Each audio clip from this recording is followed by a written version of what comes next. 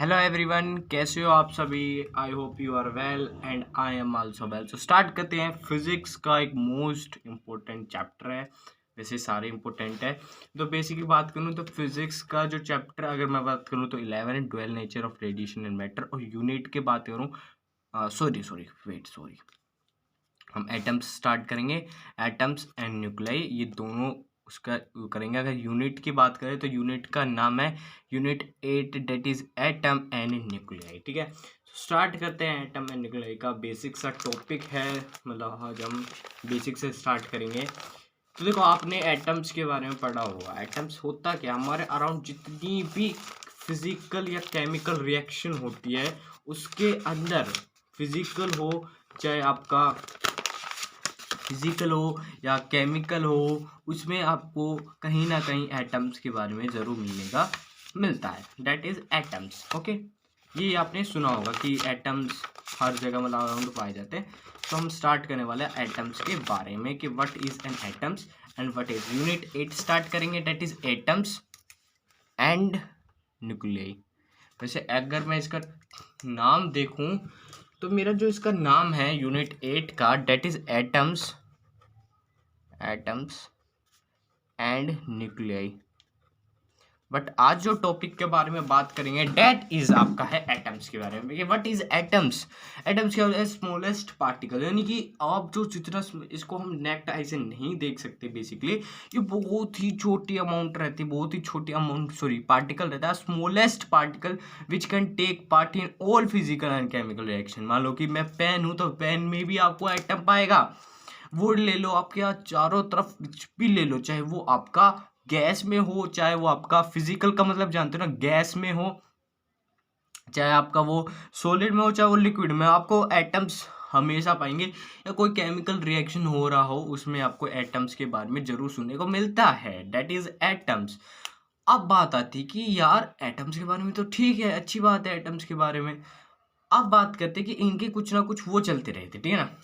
जैसे आप करते हो ना केमिस्ट्री वगैरह में, आप करते हो कि भाई पहले इसने वो मतलब उसके बारे में करा, इसने करा। तो यूनिट 8 में, यानी कि आपको अगर मैं चैप्टर की बात करूँ तो चैप्टर 11 है आपका, ठीक है, यूनिट 8 है आपकी। ओके, अब उसमें जो पहला जो आता है that is Thomson model. Thomson model what is, पहला जो वो आता है, ठीक है, that is Thomson model. Thomson model ने क्या करवाया था? थॉमसन मॉडल का सिंपल से एक परिवर्तन देखो। पहले ही मैं आपको बता दूं, ये थॉमसन मॉडल ये नहीं कि इसने पहले इलेक्ट्रॉन या इसकी करी, नहीं, ठीक है ना।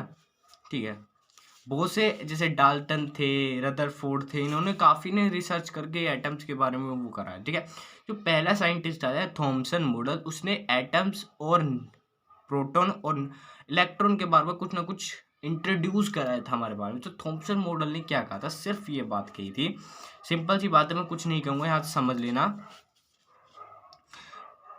पहले उसने क्या कहा था कि मान लो एक तरबूज जो रहता है ना, तरबूज, ठीक है, तरबूज जो रहता है उसमें जो सीड्स रहते हैं, क्या रहते हैं? सीड्स रहते हैं। That is seeds is electron, and जो आपका बाहर बाहर का लाल लाल टाइप का रहता है, ठीक है, लाल लाल टाइप का रहता है, डेट इज पॉजिटिव चार्ज। इसने ये कहा था। एंड इसने ये भी कहा था कि positive charge equal to negative charge. जितने ही पॉजिटिव चार्ज होंगे उतने ही नेगेटिव चार्ज होंगे। इसने एटम का ये स्ट्रक्चर बताया था। क्या बताया था? एटम्स का स्ट्रक्चर बताया था। तरबूज टाइप का, तरबूज नहीं लेना चाहो तो वाटरमेलन नहीं लेना चाहते तो जैसे बिस्किट देखा आपने, बिस्किट, जैसे आपको मालूम है बिस्किट ले लो, टाइगर क्रंच वाले आप बिस्किट खाए होंगे, तो उसमें चोको चिप्स रहते हैं, अंदर चोको चिप्स फिल्ड रहते हैं। जो that is choco chips is electron, और बाहर बाहर का area that is positive charge. इसने ये कहा था। तो वही बात हमें थॉमसन मॉडल में बने, एक छोटी सी बात बनी है। According to the model an atom consist, एक एटम जो रहता है, पूरा जो एटम कंसिस्ट यानी कि रखता है, वह न्यूक्लियस, न्यूक्लियस यानी कि आपको पता है न्यूक्लियस में क्या, कौन सा चार्ज रहता है? पॉजिटिव चार्ज रहता है, ठीक है। तो consist an atoms consist of a nucleus, यानी कि कंसिस्ट क्या होगा? न्यूक्लियस होगा, in which there are proton and electron are embedded inside the, देखो सॉरी यहाँ एक लाइन लिखी हुई है, यूनिफॉर्मली डिस्ट्रीब्यूटेड, ठीक है। उसने क्या कहा था कि एक एटम के अंदर न्यूक्लियस रहता है। क्या रहता है? न्यूक्लियस रहता है। न्यूक्लियस के अंदर there are protons, electrons are embedded inside like the seeds in watermelon. ठीक है, या आप न्यूक्लियस को वैसे काट देना चाहिए था, शायद मैंने ये डेफिनेशन गलत लिख दी होगी। According to the model and atoms consist of a nucleus. ठीक है, इसमें एक लाइन यही थी कि according to the model an atom consist in which there are protons and electron are embedded inside the nucleus. आ जाना थी सर, इनसाइड द एटम्स लिख लो या इनसाइड द न्यूक्लियस लिख लो, इनसाइड द एटम्स। ठीक है, इनसाइड द एटम।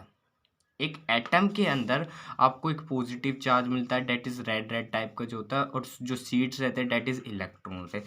तो देखो यहाँ पर बहुत सारी मिस्टेक्स हुई हैं, इसलिए मैं इस मिस्टेक को सुधार रहा हूँ, क्योंकि इसने सिंपल फंडा ये कहा था एक एटम्स के अंदर पॉजिटिव चार्ज एम्बेडेड रहते हैं, सॉरी पॉजिटिव चार्ज क्या रहते हैं, पॉजिटिव चार्ज यूनिफॉर्मली डिस्ट्रीब्यूटेड। देखो यहाँ पर लिखा है यूनिफॉर्मली डिस्ट्रीब्यूट होते हैं, और इलेक्ट्रॉन आर एम्बेडेड यानी कि इलेक्ट्रॉन इनके अंदर फंसे हुए मान लो, या एम्बेडेड मान लो इनसाइड द एटम्स के, लाइक सीड इन वाटरमेलन। इतनी बात क्लियर है। ठीक है, but this theory was wrong because electron are not embedded inside the nucleus. ठीक है, आप न्यूक्लियस मान लो या एटम मान लो, यहाँ पर न्यूक्लियस भी मान सकते थे, द न्यूक्लियस। ठीक है, और हमें ये भी पता है कि इलेक्ट्रॉन जो है इनके अंदर नहीं मिलते हैं। आपने कभी न्यूक्लियस के अंदर इलेक्ट्रॉन आप जानते हो electron that has positive charge, ये कहा था, पर न्यूक्लियस को इसने कह दिया कि नेगेटिव चार्ज और पॉजिटिव चार्ज दोनों है, तो डेट इज नॉट सक्सेसफुल। बस इसका एक थोड़ा बहुत होते हैं, थोड़ा बहुत एक मतलब हमें पॉजिटिव साइड मिलता है। हमें पॉजिटिव साइड क्या मिलता है कि successfully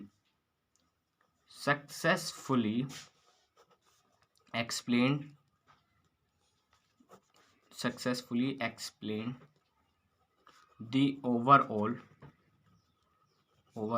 neutrality of the atom के अंदर न्यूट्रल बताया था, इसने ये करा था बेसिक, ये सक्सेसफुल हुआ था। हमें ये भी पता है कि atom is a neutral part.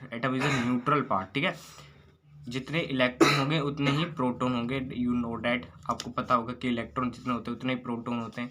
इसका बस ये पॉजिटिव साइड मिला था। ठीक है, फिर से बता देता हूँ, कंफ्यूज मत होना। According to the model an atom consist, एक एटम कंसिस्ट करता है in which there are protons uniformly distributed and electrons are embedded inside the nucleus या एटम्स। ठीक है, न्यूक्लियस या एटम्स, न्यूक्लियस ही लिख देना यहाँ पर, न्यूक्लियस। ठीक है, inside the nucleus like seed in watermelon. ठीक है, इतनी बात क्लियर है, कोई वो नहीं होना चाहिए। दूसरी बात आती है डेट इज रदरफोर्ड पार्टिकल। ठीक है, मैं फिर से इस बात को समझाने चाहता हूँ कि बच्चे कई बार कंफ्यूज होते हैं, नहीं, 3-4 बार इसको रिवाइज करना, अपने आप समझ में आ जाएगा। According to the model an atom consist there are proton uniformly distributed and electron are embedded inside the nucleus. ठीक है, inside the nucleus like seed in watermelon, but this theory was wrong because electrons are not emitted inside the, but it is was a positive side to that successfully explained the overall X neutrality of the atoms. Okay, you know that. आगे बढ़ते हैं, that is Rutherford particle scattering experiment. This is the most important and the very popular experiment, you know that. आपने class 11th में पढ़ा होगा, date is know after पढ़ा भी होगा आपने कई बार, क्योंकि मैंने तो ये 11th में पढ़ा था। ठीक है, तो Rutherford particle scattering experiment says that कि इन्होंने एक गोल्ड फॉइल लिया था। ठीक है, एक गोल्ड फॉइल लिया था। गोल्ड फॉइल जानते हो, जैसे आपने देखा होगा ना, जैसे कि मिठाई आती हो, उसके ऊपर आप मिठाई के ऊपर आप देखते हो ना कि उसमें कुछ सिल्वर फॉइल, जैसे आप वो लेते हो, काजू कतली लेते हो, पानी नहीं आना चाहिए काजू कतली को सुनकर। ठीक है ना, आप काजू कतली खरीदने जाते हो तो उसके ऊपर सिल्वर की कोटिंग हुई रहती, सिल्वर का वो लगा रहता है। और आपने अगर वो देखा भी हो, अगर वो सिल्वर का पेपर देखा भी, तो वो इतना पतला होता है, इतना थिन होता है कि उसको हाथ लगाए ना तो ही टूट जाता है, हाथ लगाने से ही टूट जाता है। इनके इस पेपर से भी देखो, मैं पेपर को हाथ लगा रहा हूँ, जब भी पेपर नहीं टूट रहा, पर वो इतना पतला होता है कि इसमें से क्या होता है कि वो टूट जाता है। ऐसे ही उसने थिन शीट को लिया था, बिल्कुल थिन शीट को लिया था, that is you know that, यहाँ पर लिया था। ठीक है, और इसने क्या करा, अल्फा रेज छोड़े, क्या छोड़े, देखो मैं आपको बता देता हूँ। यहाँ क्या है, मान लो कोई फॉइल है, यहाँ मान लो इस तरीके से आपका ऐसा बन रहा है। ठीक है, यहाँ मान लो इसने क्या रख दिया, गोल्ड फॉइल रख दिया, डेट इज गोल्ड फॉइल। ठीक है, गोल्ड फॉइल रख दिया। ठीक है। और यहाँ मान लो कुछ भी जिंक की वो लिख दी, प्लेट रख दी। अब जिंक की प्लेट बेसिकली मैंने हर डायग्राम में इतनी दिखाया, तो आप बनाना चाहो तो बना लो, वो नहीं है। क्योंकि जब भी आप अल्फा रेज छोड़ोगे, क्योंकि इसने क्या कर रहा था, अल्फा रेज छोड़ा था। अल्फा रेज क्या होता है, व्हाट इज अल्फा रेज?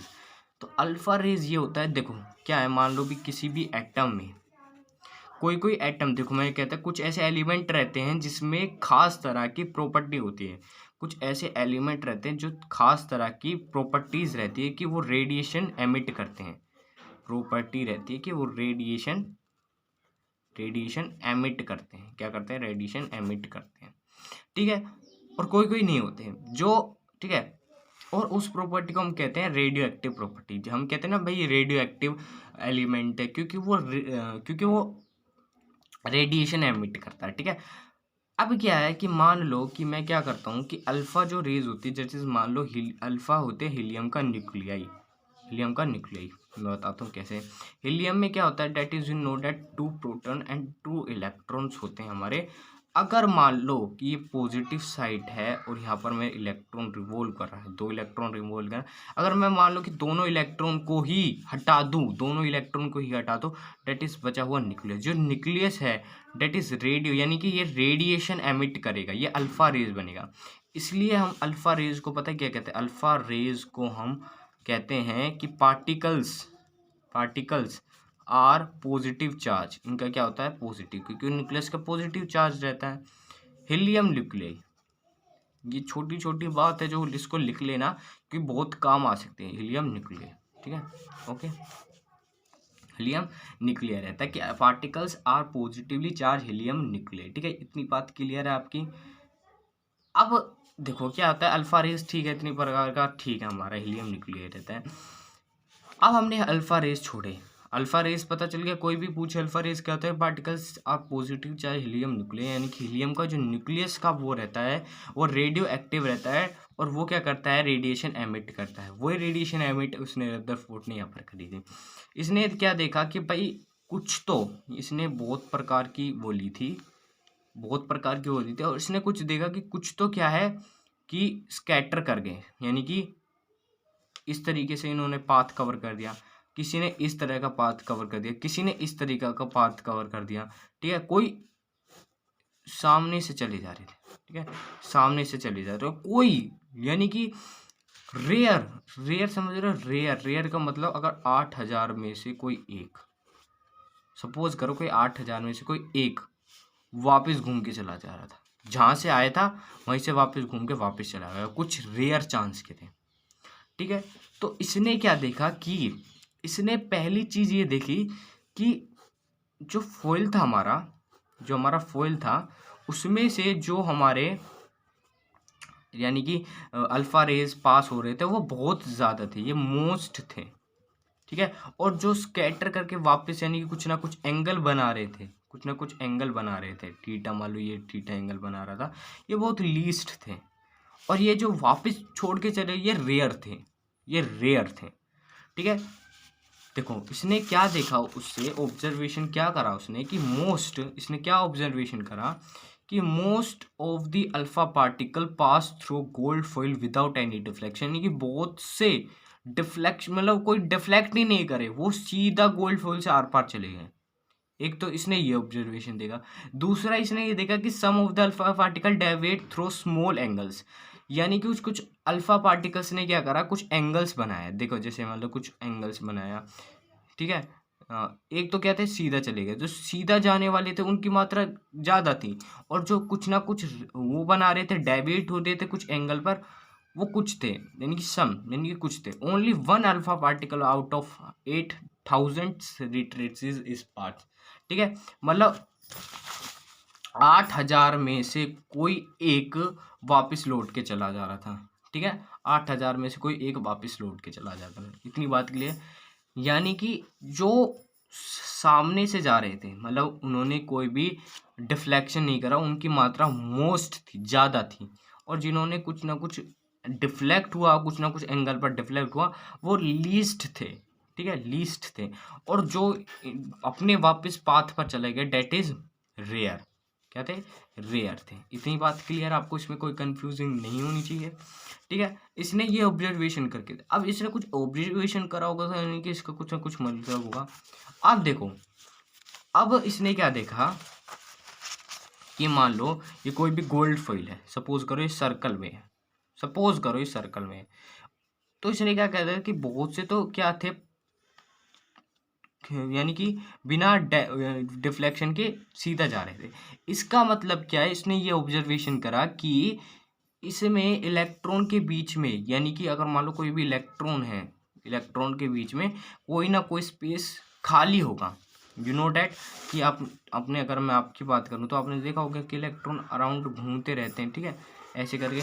तो इसने देखा कि कुछ ना कुछ डेंस, कुछ ना कुछ खाली स्पेस है इलेक्ट्रॉन के बीच में, यानी कि न्यूक्लियस के बीच में। मान लो सपोज करो कि इस गोल्ड फॉइल के बीच में कुछ ना कुछ स्पेस है, जिस वजह से बिना किसी डिफ्लेक्ट के चले जा रहे हैं। अगर मान लो इस पर कोई प्रोटॉन होता है या नेगेटिव होता है तो ये वो ही नहीं करते, डिफ्लेक्ट ही नहीं करते, पर ये बिना डिफ्लेक्शन के सीधा सीधा जा रहे थे। इसका मतलब कुछ ना कुछ एम्प्टी स्पेस है इस गोल्ड फॉइल के अंदर, और कुछ ऐसे थे जो कि डेविएट होके जा रहे थे। तो इसने क्या देखा, यानी कोई ना कोई चार्ज है। भाई अल्फा रेज किससे बने होते हैं, जो अल्फा रेज थे, यू नो डैट हीलियम का न्यूक्लियस, हीलियम का न्यूक्लियस यानी कि पॉजिटिव चार्ज से बने हुए थे अल्फा रेज। इसने क्या करा कि डेविएट देखा कि भाई कुछ ना कुछ डेविएशन हो रहा है, कुछ ना कुछ डेविएशन हो रहा है। तो इसका मतलब क्या हुआ, आपको पता है कि पॉजिटिव पॉजिटिव ही रिपेल करते हैं, वरना पॉजिटिव नेगेटिव तो अट्रैक्ट करते हैं आपस में। यानी कि इसने देखा कि बीच में कोई ना कोई चार्ज है, इसने देखा कि बीच में से कोई ना कोई चार्ज है। इसने ये पकड़ लिया कि बीच में या कहीं ना कहीं कोई चार्ज है, और ज़्यादा से ज़्यादा बीच में ही डेविएट हो रहे थे, ठीक है। थर्ड पार्ट इसने ये देखा कि क्या हो रहा है कि जो अल्फा रेज आए थे वो वापस घूम के चले गए, अल्फा रेज आए थे वो वापस घूम के चले गए, यानी कि उसमें उसका मास, एट न्यूक्लियस का मास ज़्यादा है। क्या है, ज़्यादा है। देखो अगर आपको कंफ्यूजिंग हो रही होगी तो कोई बात नहीं, मैं एक एग्जांपल से लेके चलता हूँ, एग्जांपल से लेके चलता हूँ। मान लो कि आप हो, ये आपकी कार है, ठीक है, ये कार पर मत जाना, कार ऐसी ही रहती है, ठीक है, ये आपकी कार है, ठीक है।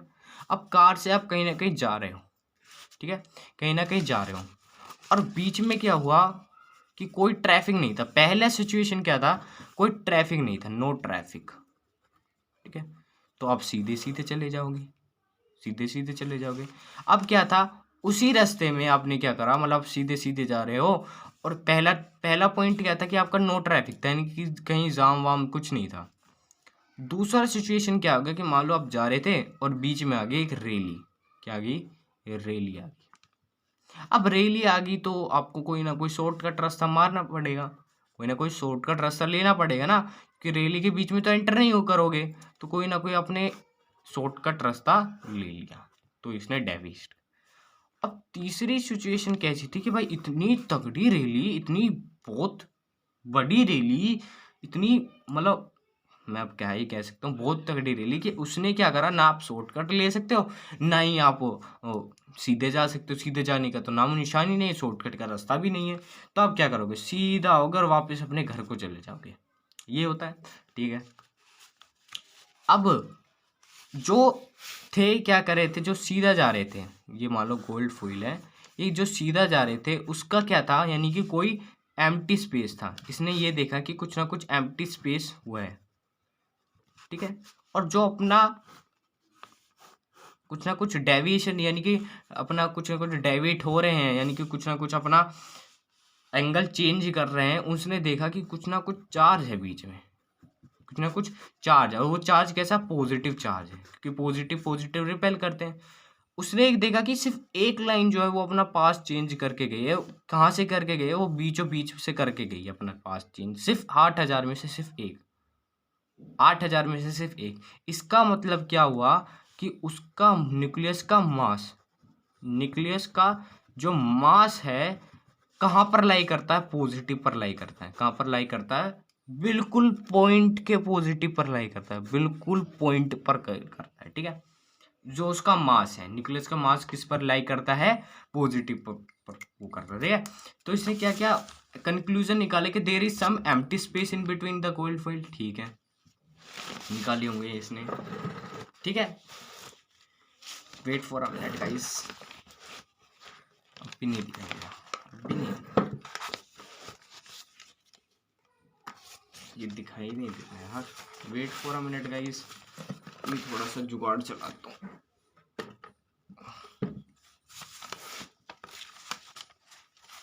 कंक्लूजन अभी बताता हूँ, रुक जाओ। ये देखो थोड़ा सा कर लेना एडजस्ट। तो there is some positive charge present and nucleus, यानी कि कुछ ना कुछ पॉजिटिव चार्ज था न्यूक्लियस के प्रेजेंट, यानी कि न्यूक्लियस में कुछ ना कुछ पॉजिटिव चार्ज था। ठीक है, there is a dense nucleus present at the centre because the alpha particle which retraces पर मूविंग अलोंग द सेंटर, यानी कि कुछ ना कुछ डेंस पार्ट था। ठीक है ना, डेंस पार्ट था न्यूक्लियस के प्रेजेंट के अंदर। ठीक है ना, या आप थर्ड लाइन को ये नहीं लिखना चाहिए थे, तो थर्ड लाइन को ये लिख दो कि most of the atoms mass is concentrated in nucleus, यानी कि एटम्स का मास कहाँ पर कंसंट्रेटेड कर रहा था, न्यूक्लियस का। थर्ड पॉइंट आपको अगर बड़ा लग रहा हो तो सीधा इसको लिख दो कि most of the atom mass is concentrated in nucleus. ठीक है, ये पार्ट है, ये पूरी लाइन लिखनी है कि वो जो चेंज कर रहा था। अब इस बात को समझो कि मैं कहना क्या चाहता हूँ। ठीक है, इस बात को समझो। ठीक है, इस बात को आप समझो कि कुछ ना कुछ चार्ज है। अब ये जो ज्यादा कार्य हो रहा था ये बीच में हो रहा था। ठीक है, देखिए बीच में कुछ ना कुछ पॉजिटिव चार्ज है। इस पॉजिटिव चार्ज को ही रदरफोर्ड ने न्यूक्लियस घोषित कर दिया था कि न्यूक्लियस है। ठीक है, और इलेक्ट्रॉन इसके अराउंड घूम रहे हैं।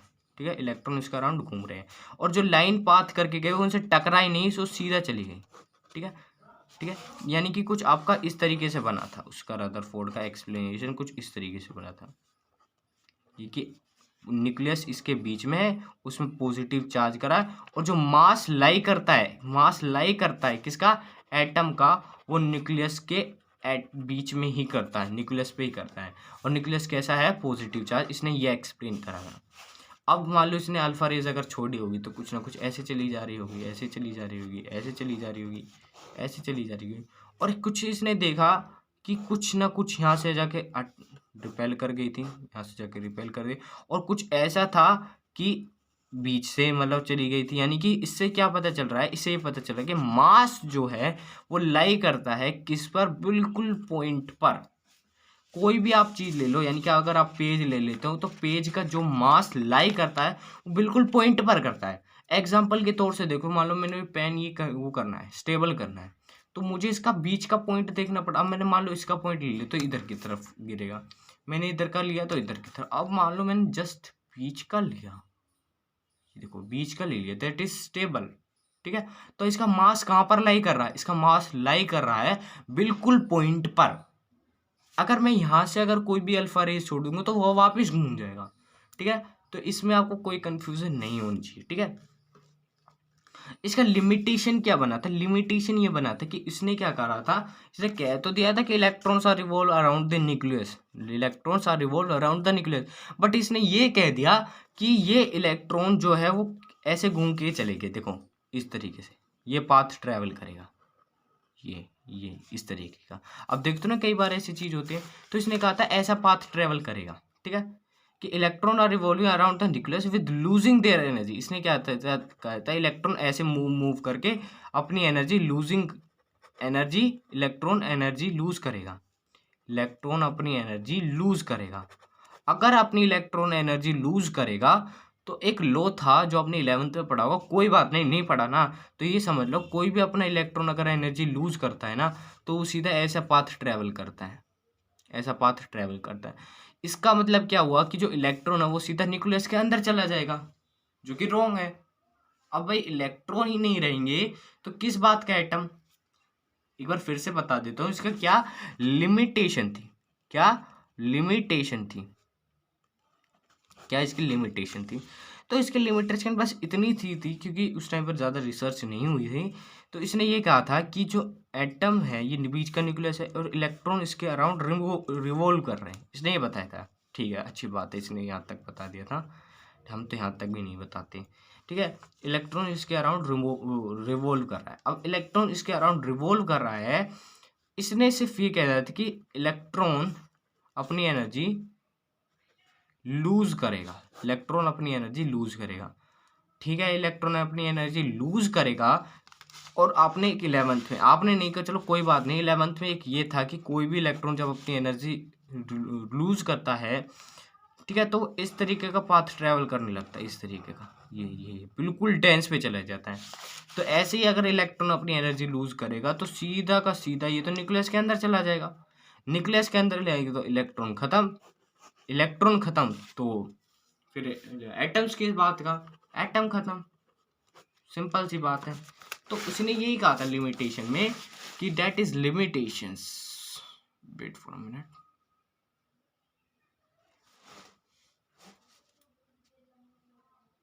ठीक है, लिमिटेशन में उसने ये कहा था according to Rutherford the electron are revolving around the nucleus with losing their energy but he was wrong because if it so they finally fall in the nucleus, ठीक है, ये हो जाता।